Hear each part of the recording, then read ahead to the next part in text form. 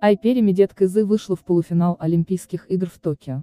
Она досрочно, со счетом 12:0, победила чемпионку Олимпиады 2012 Наталью Воробьеву из России. В первой схватке кыргызстанка одержала победу над чемпионкой Азии, бронзовой призеркой прошлой Олимпиады, казахстанкой Эльмирой Сыздыковой.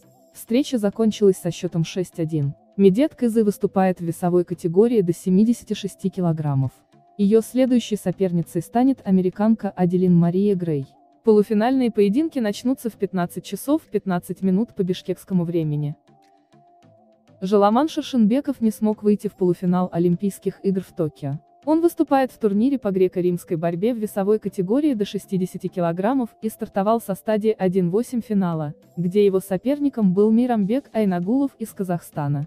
Шершенбеков победил его со счетом 8:0 и вышел в 1/4 финала. В четвертьфинале его соперником стал Виктор Чобану из Молдовы. Молдаванин победил кыргызстанца со счетом 9:0 и вышел в полуфинал.